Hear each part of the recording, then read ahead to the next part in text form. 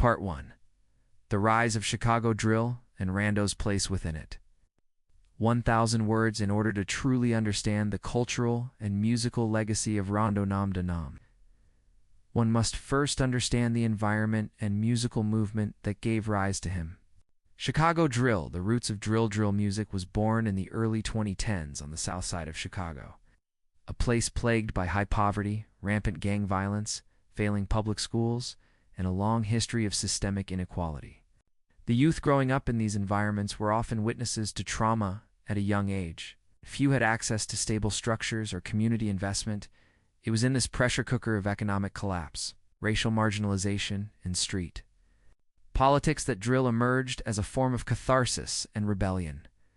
Drill music, defined by its 808 heavy beats, dark melodic loops, and hyper-violent lyrics, was never about glorifying violence as much as it was about survival, pain, and territory. Artists like Chief Keef, Lil Durk, and King Louie led the first wave of drill. Breaking into the national spotlight around 2012-2013, RondoNumbaNine came in slightly after the first wave, but was still very much part of that foundational structure. While Chief Keef represented a kind of abstract defiance and King Louie embodied regional pride, Rondo represented the true street soldier, young, raw, highly engaged in his block's politics, and unfiltered in his expression. Rondo's style and delivery. One of Rondo's most unique traits was his ferocious energy on the mic. His voice wasn't polished and his flow wasn't complex, but it was full of emotional urgency. Whether he was rapping about riding on ops, losing friends to violence, or pledging loyalty to his gang, he sounded like someone telling the listener his last message before death. In songs like Taliban, his hooks are repetitive but hypnotic. "We got choppers like the Taliban. I'm the one that's shooting." This was not commercial music. It wasn't made for Billboard charts or radio spins. This was music made to speak directly to those who lived it, and to memorialize the warlike conditions of urban Chicago.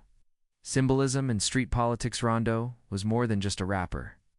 He was also a representative of oblock, one of the most recognized gang territories in America. Thanks to drill's global spread, oblock isn't just a place, it's a brand. And Rondo carried that brand heavily in his music and public persona. He repped 600 heavily tattooed across his body, shouted in every verse. This wasn't a gimmick. To his fans, it was authenticity. To his enemies, it was a threat. In the drill world, music, politics, and street actions were all part of the same narrative. Dissing someone on a track could lead to real-life consequences. That made Rondo's rise even more dangerous. As his name got bigger, so did the target on his back. Collaboration with L'A Capone, perhaps one of the most poignant aspects of Rondo's career, was his collaboration with L'A Capone, another rising drill star who was tragically gunned down in 2013. Their chemistry on tracks like Play for Keeps was undeniable. L'A Capone was the more technical lyricist, with tight bars and clever rhyme schemes. Rondo, on the other hand, brought raw energy and menace. Together, they embodied the duality of drill smart and savage, poetic and lethal. L'A Capone's death hit Rondo hard. You can hear it in later songs where Rondo pays homage, sometimes with sadness, other times with vengeance. It deepened Rondo's connection with the audience, because fans also felt the loss. L'A's death was one of the first major tragedies in drill's young history, and Rondo helped keep his legacy alive. The role of the internet. While drill music may have been born in the neighborhoods of Chicago, it exploded worldwide through the internet. Platforms like YouTube, Twitter, and SoundCloud became virtual battlegrounds, where rival gangs dropped diss tracks, flexed weapons, and taunted one another across cities. Rondo was no exception. He posted openly, live-streamed with fellow gang members, and even flashed a rocket launcher in one infamous photo, a moment that became legendary online. This mixture of real-life gang conflict and viral visibility created what some called the most dangerous genre in the world. Labels were wary to sign drill artists because the violence wasn't just in the lyrics, it often carried over into the real world. Police monitored social media accounts. Journalists studied diss tracks like evidence files. Every song was a possible clue in an ongoing war, and Rondo was at the heart of it. Part 2. Lyrics, beefs, and the mindset of RondoNumbaNine. Lyrical themes: war, loyalty, and fearlessness. RondoNumbaNine's music doesn't offer clever metaphors or deep literary devices. Instead, it conveys urgency, danger, and unwavering loyalty to his block. His lyrics are more like war cries than songs. One of his most famous bars from Shooters goes, "We got 30s, we got 50s, we got drums like a parade." The use of heavy artillery isn't symbolic, it's literal. His music constantly references real weapons, real shootings, and real names. But what gives his lyrics weight isn't just the content, it's the way he delivers them. With Rondo, it always sounds like he believes he may die tomorrow. That rawness resonated with listeners who lived in similar conditions or were fascinated by them. A recurring theme in his lyrics is loyalty over everything. Songs like Play for Keeps, Trap Spot, and I'm Out Here repeat the idea of riding for your brothers and never snitching. In I'm Out Here, he raps, "Catch a op, then I'm scoring. I can't lack. I'm important." In one bar, he places violence, vigilance, and ego side by side. It's survival culture. It's also deeply tragic because it shows just how embedded war becomes in a young man's daily existence. Rivalries and disculture. Rondo's drill career was marked by his active involvement in ongoing street beefs. He often targeted rival sets in his lyrics, including members of STL, EBT, 051, and 63rd Strata, different gang coalition on the South Side. Diss tracks weren't isolated songs. They were digital grenades thrown in the middle of real life. Conflicts in drill culture. Dissing the dead is commonplace, disturbing but consistent feature. Rondo was known to mention deceased rivals in his lyrics, sometimes laughing or bragging about their deaths. In many ways, this wasn't about music at all, it was psychological warfare. One particularly viral moment came in a freestyle when Rondo said, "Niggas claim they in the field, but they ain't never blow. That boy was dissin' law. Now he just a post." Lines like this infuriated rivals and thrilled fans. It escalated already existing tensions. But for Rondo, it was a badge of authenticity. He wasn't just rapping about the streets, he was living them. Every lyric was a statement of who he was, who he lost, and who might be next. Diss tracks served multiple purposes in drill culture: provocation, taunting rivals into retaliation; status building, showing dominance or lack of fear; memorializing, honoring fallen friends like L'A Capone; tactical, boosting virality and building. Buzzbet, they also carried heavy risks. Every diss track raised the stakes. Every name dropped could become a headline. The rocket launcher. Photo: no discussion of RondoNumbaNine. His public image is complete without the infamous photo where he posed with a rocket launcher. The image went viral on Twitter and Reddit instantly, turning him into both a meme and a symbol of just how extreme Chicago's drill scene had become to fans. It was raw, hilarious, and bold. To others, it was deeply alarming. Law enforcement took it seriously. The launcher was reportedly later discovered to be a non-functional prop, but the damage was already done. Rondo was now a symbol of unfiltered, unapologetic violence, and people were watching. That single image told a whole story. A teenager from the south side of Chicago, barely old enough to drive, wielding a weapon usually seen in war zones. Rondo's public persona versus private reality. Before his arrest, Rondo projected an image of cold-heartedness. In interviews and Instagram posts, he rarely smiled. His captions were often aggressive, filled with threats, coded language, or loyalty oaths to his block. But those close to him reported something different. Friends said he had a big heart, that he was quiet and respectful outside the spotlight. In music videos, he looked like a soldier. Off camera, he was described as reflective, even humorous at times. It raises a critical question. How much of RondoNumbaNine was an act? And how much was real? Drill rap encourages artists to be what you rap. There's constant pressure to live up to one's lyrics. If you claim you shoot, you better have shot. If you claim you ride, you better never run. In that environment, artists often become consumed by their persona, and Rondo may have been no different.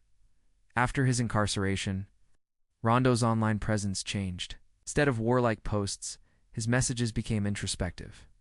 Letters revealed a more thoughtful tone. He mentioned missing family, reflecting on loss, even wanting to settle down. In one alleged letter, he wrote, "I don't care about fame no more. I just want to come home and start over." Whether that letter was genuinely from him or not, the tone shift in his public story was evident. Gone was the drill star flaunting weapons. In his place stood a young man, maturing inside a cell. Media coverage and reputation shift. When Rondo was arrested and sentenced, the media jumped on the story quickly. Outlets like Exile Complex, The Fader, and Bet ran headlines. Chicago rapper RondoNumbaNine gets 39 years in prison. To many outside Chicago, he became a cautionary tailless symbol of wasted talent. But to his fans, the narrative was more complicated. Some still believe he was targeted because of his music. Others admit he may have made terrible decisions, but feel his sentence was excessive for a 17-year-old. The case also sparked debate about how lyrics are used in court. Rondo's songs were referenced in pretrial discussions, though ultimately not used as primary evidence. The idea that art could be used against someone in a legal setting alarmed artists and free speech advocates alike. Some fans began pushing a redemption arc for Rondo. Hashtags like #FreeRondo and #JusticeForRondo began trending. Meanwhile, documentaries, YouTube breakdowns, and even academic papers began revisiting his case. Rondo was no longer just a rapper. He was a symbol, for better or worse. Part 3. Post-sentencing. Redemption and the lasting impact of RondoNumbaNine. The aftermath of Rondo's sentencing. When RondoNumbaNine was sentenced to 39 years in prison, it wasn't just a personal tragedy, it marked the end of a promising career and the collapse of an emerging voice in Chicago's drill scene. At just 19, he was facing decades behind bars, leaving fans, critics, and even some of his fellow artists questioning the future of his potential. But Rondo's impact didn't end with his incarceration. In fact, the aftermath of his conviction only seemed to deepen the significance of his life and legacy. While many of his contemporaries in drill, like Lil Durk and Chief Keef, continued to rise, Rondo became a symbol of the price paid for the violence that his music so often chronicled. While some saw his sentence as just, others, especially fans within the drill community, argued that Rondo's conviction was overly harsh, especially given his young age and the circumstances surrounding the case. RondoNumbaNine's name became synonymous with the conversation around prison reform, youth sentencing, and the question of whether the criminal justice system was serving a truly rehabilitative function or merely locking up another black youth. From a marginalized community, the fact that his story unfolded so publicly allowed it to resonate beyond the world of rap. Legal experts, social justice advocates, and even hip-hop critics used his case to discuss broader issues facing the criminal justice system, issues like the over-policing of black communities, the effects of systemic poverty, and the way street culture intertwines with the criminal justice system. Rondo's imprisonment and the eventual debates surrounding his conviction became part of the larger national conversation about whether young offenders should face life sentences for crimes committed in their teens, particularly when they are heavily influenced by their environments, changing perceptions from villain to martyr. Before his arrest, RondoNumbaNine's public persona was primarily defined by his ruthless aggression and his involvement in gang life. Both in his music and in his social media presence, he was the embodiment of the violence and danger that drill music often portrayed. But as time passed, and especially after his sentencing, something began to shift in the way fans and the public viewed him. In a sense, Rondo became a martyr too. Some of his fans, not in a literal sense, but as a symbol of the lost potential of youth from underserved communities. He represented a generation of young men caught between the temptation of street life and the aspiration to find a way out. He was a product of his environment, a young man from the south side of Chicago whose only tools for survival were his music, his hustle, and his loyalty to his gang. The outpouring of support for RondoNumbaNine after his sentencing came from a mix of hip-hop fans, gang affiliates, and advocates for prison reform. While his lyrics and his past actions couldn't be erased, many saw him as a victim of the system, a system that, some argued, It failed him long before his crimes were committed. While incarcerated, RondoNumbaNine's name continued to echo in the world of drill music. Fellow artists such as Lil Durk, G Herbo, and Polo G would continue to shout him out in their songs, in references to his situation, his legal battles. His appeal efforts remained a part of the cultural conversation within the Chicago rap scene. Even though Rondo was locked up, his presence in the drill movement could still be felt. Prison reform. Rondo, as part of the movement RondoNumbaNine. His case eventually found itself at the crossroads of prison reform and hip-hop culture. His case exemplified the kind of disproportionate sentencing that many advocates for criminal justice reform argue is too common in the U.S., the young age at which he was sentenced. Combined with the circumstances of his crime, led many to question whether he was being punished for what he rapped about as much as for the actual crime he committed. This became a recurring theme in discussions around prison reform, especially within the context of hip-hop culture. Many in the industry, including artists like Jay-Z, Meek Mill, and T.I., have been vocal about the flaws in the criminal justice system and the way it treats young black men, particularly in relation to their musical expression. These artists have used their platforms to speak out against mandatory minimums, overt incarceration, and the lack of rehabilitation programs for young offenders. RondoNumbaNine's case was particularly poignant because it wasn't just a young man who had committed a crime, it was a young man who was living in the very conditions he rapped about. His story became an example of what can go wrong when a person is pushed to the edge by society's neglect, and then expected to carry the weight of that neglect on his shoulders for the rest of his life. Rondo's story also connected to the broader conversation of whether youthful offenders, particularly those involved in gangs or street culture, can be rehabilitated. Supporters of Rondo's case have argued that a young man who commits a crime at 17 should not be sentenced to decades in prison without the possibility of parole. Many believe that, with time, Rondo could be rehabilitated and given the opportunity to turn his life around, especially considering his youth at the time of the crime and his significant musical talent. Rondo's lasting impact on drill music and hip-hop culture despite his physical absence. RondoNumbaNine's legacy continues to resonate in Chicago's drill music scene.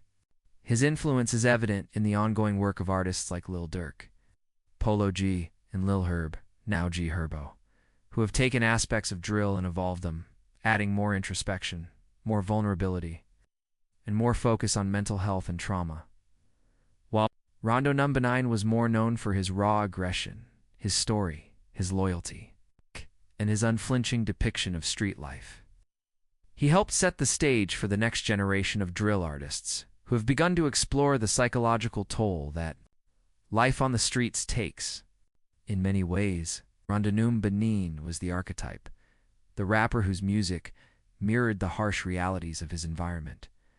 The ongoing debate, art versus life, one of the most enduring discussions surrounding Rondo's life and career, is the question of whether artists should be held accountable for the content of their music. In Rondo's case, his lyrics were often violent and aggressive, but many of his supporters argued that his music reflected his reality. It was a testament to his environment, and it gave him a voice in a world that had given him few opportunities. In a broader sense, RondoNumbaNine's story is emblematic of how art, especially music, can serve as a reflection of one's life even when that life is riddled with violence, pain, and uncertainty. However, there are also those who believe that artists should be held accountable for the impact their music has on their communities. The controversy surrounding drill music in particular often revolves around the question of whether artists inadvertently encourage violence with their lyrics. In the case of RondoNumbaNine, it is clear that his music and his life are intertwined. He didn't just rap about violence, he lived it, and the pain he felt from his experiences was reflected in his songs. But as his case becomes a focal point for both the future of drill and discussions about criminal justice reform, one thing is clear: RondoNumbaNine's legacy is far from over. Final reflections: RondoNumbaNine's place in rap. Numba story is tragic, yet undeniably impactful. His music will always be a part of Chicago's drill history, a time capsule of a particular moment in the city's troubled past. He may not have had the chance to fully reach his potential as an artist, but his influence is still felt by fans and artists alike as the years pass. RondoNumbaNine's case will continue to fuel debates about the criminal justice system, about what it means to grow up in a violent community, and about the role of hip-hop in narrating that violence. Ultimately, Rondo's name will be etched in the annals of drill history not just as a cautionary tale, as a symbol of both tragedy and resilience. While his journey may have been cut short, RondoNumbaNine remains a defining figure in the evolution of hip-hop, a reminder that every story has multiple layers, and every lyric can be a window into the life of the artist who created it. Part 4. Life Behind Bars. Inner growth and his influence on a new generation. Life in prison, a stark new reality since his conviction in 2016. Clint RondoNumbaNine Massey has been living out a very different version of his life, far removed from the adrenaline-fueled streets of Southside Chicago and the viral buzz of his YouTube hits. He's now just one of thousands of inmates in the Illinois Department of Corrections, serving out a 39-year sentence. Rondo has reportedly spent time in multiple correctional facilities, including Stateville Correctional Center, known for its strict conditions and high security classification. His life now revolves around rigid schedules, limited movement, and the psychological isolation that comes with long-term incarceration. For someone who once roamed the city freely, appearing in high-energy music videos and live streaming with his crew, prison presents a crushing shift. Gone are the music studios, video shoots, and group sessions with other 600 affiliated artists. In their place, bars, concrete, and strict regulations. But within that stark environment, something else began to change, not just his surroundings, but his state of mind, emotional maturity. "I'm not who I was," according to letters shared online by friends and family. Rondo has spent much of his time reflecting. Some of his writings are deeply personal, expressing thoughts about life, lost time, and the choices that brought him here. Some fans initially viewed him as a street icon who lived without fear. His more recent words suggest self-awareness and emotional evolution. One letter read, "You sit in a cell 23 hours a day and your whole life plays in your head. I ain't perfect, but I ain't evil. I'm growing every day." Messages shared through social media show a man trying to reconcile who he was with who he wants to become. He's reportedly been reading more, writing lyrics, and exploring religion. There have even been hints at his interest in faith, particularly Christianity, which he mentions in private letters as giving him something to hold on to. This isn't unusual. Many young men who enter the prison system at an early age experience profound changes over time. The version of Rondo the public once saw, young, brash, angry, may have been real, but it wasn't the full picture. Time has a way of revealing the layers behind the mask, behind bars but not forgotten.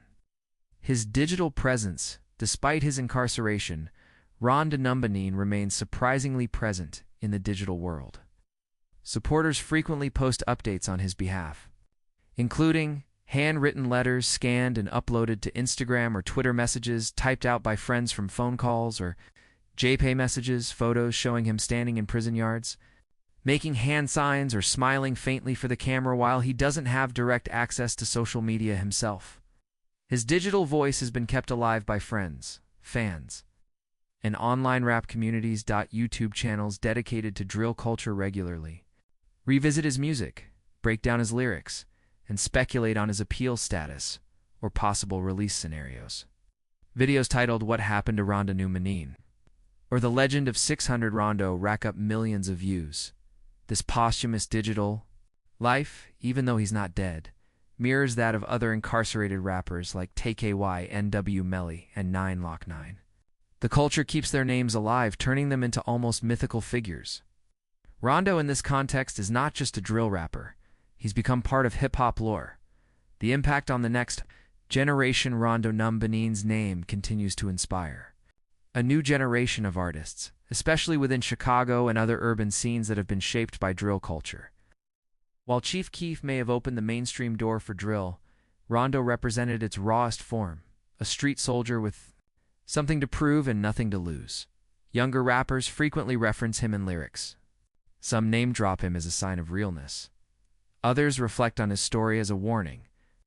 Either way, his influence remains. More importantly, many of these younger artists are now choosing different paths, partially because of cautionary tales like Rondo's artists such as Polo G, G Herbo, and Lil Durk, all of whom emerged from the same ecosystem, have spoken openly about trying to leave the streets behind and focus on longevity, business, and emotional growth. In a strange way, Rondo's downfall may have helped save others by showing just how thin the line is between fame and a 40-year prison sentence. Regret, reflection, and loyalty. It's difficult to say with certainty how much regret Rondo feels, but certain things are clear. He has consistently spoken with deep loyalty toward his late friends, especially L'A Capone, his block oblock 600, and his music.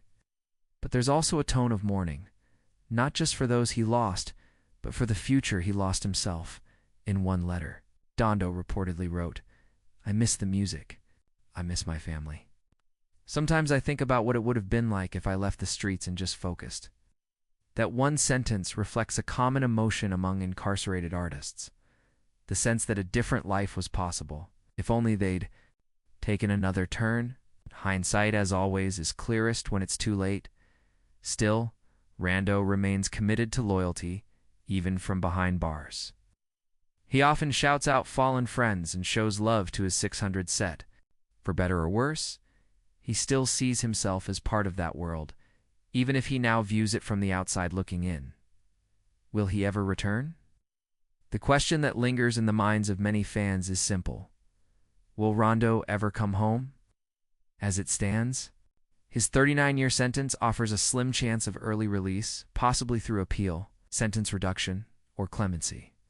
He would be in his 50s by the time his full sentence is completed, though there are legal avenues that could reduce that number.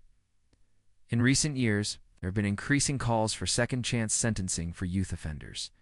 If those reforms take deeper hold in Illinois, Rondo might become a candidate for early release, especially if he continues to demonstrate personal growth and stays out of further legal trouble while incarcerated. And if he does come home, the world will have changed dramatically, and so will he.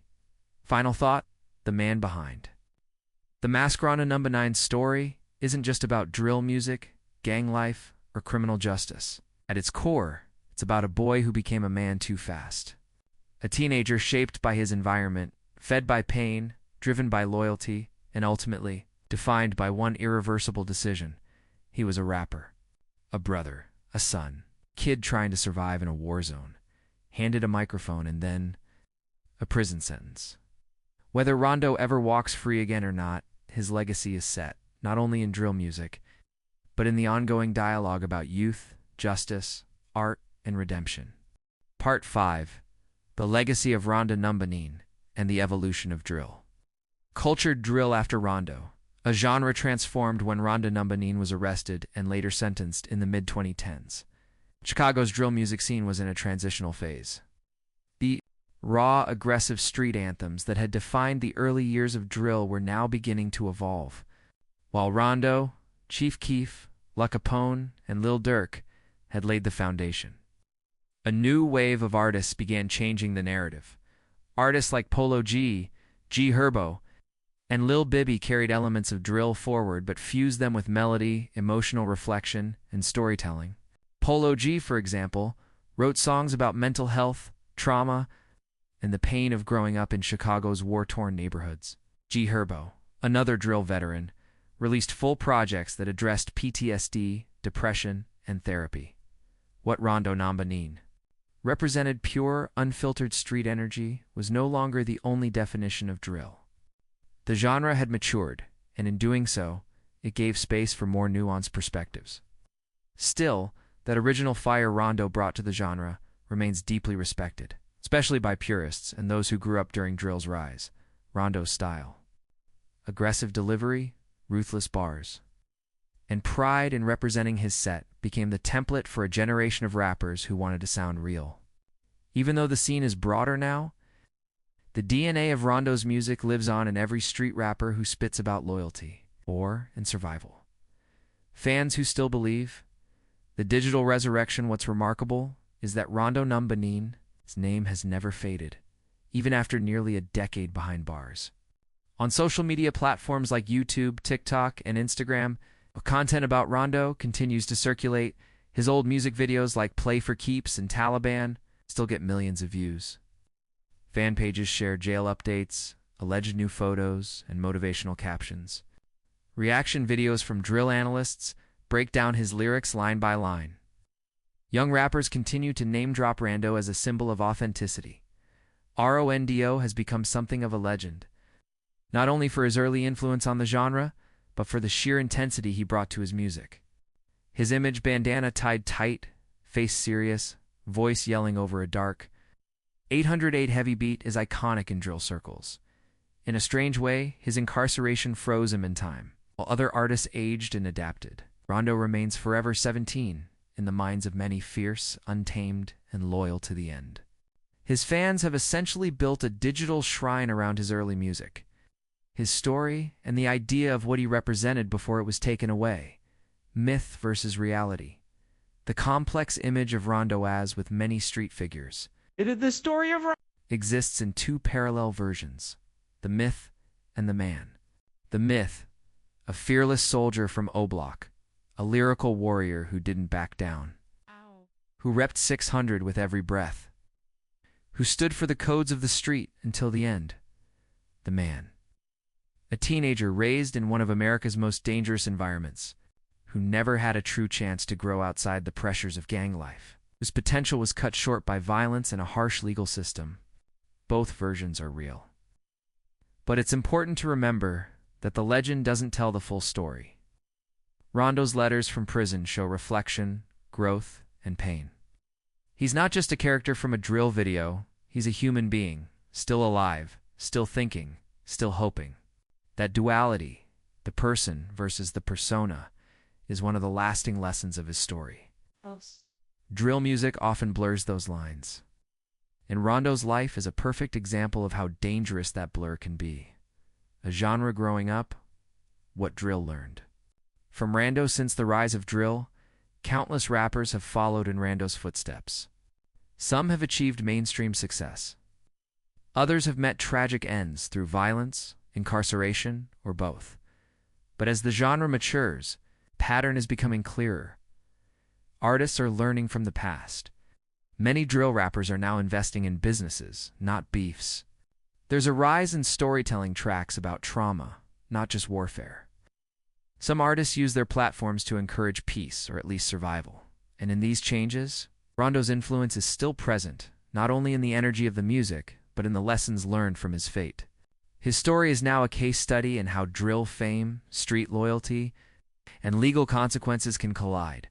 Lessons to the next generation. RondoNumbaNine's story offers many takeaways, especially for young artists trying to navigate fame, authenticity, and survival. Loyalty is powerful, but it can cost you everything. Rondo lived by the code of loyalty to his block and his crew. But in doing so, he may have forfeited his freedom. There's a caution here. Loyalty needs wisdom to survive. The streets are not a game, and music is not a shield for all the music. Fame and respect Rondo earned, it couldn't protect him from the consequences of the choices he made. Music can tell your story, but it can't always rewrite it. Youth is not immunity. Many young rappers believe that being underage shields them from real punishment. Rondo was just 17 when the crime occurred, but he still received nearly 40 years. Your story doesn't end until you write the last chapter. Rondo is still alive, still reflecting, still evolving. For all the headlines and harsh judgments, he's not gone. And that means there's still time for redemption, growth, and maybe even return. Final word, a symbol that still speaks. RondoNumbaNine was more than a drill rapper. He was, and remains, a symbol of raw authenticity, of unflinching street truth, and of the real-life consequences that often follow. To fans, he's a reminder of the golden era of Chicago drill, when the music was dangerous. The energy was real, and every lyric felt like a warning shot. To critics, he's a reminder of why reform is needed in the streets, in the courts, and in the ways we treat black youth in America. To the next generation, it's both a warning and an inspiration. Proof that talent isn't always enough, that choices matter more than any beat or bar. Rando's story isn't over. Whether he comes home in 5 years or 25, his name will still echo through drill music, street culture, and the hearts of fans who believe in second chances.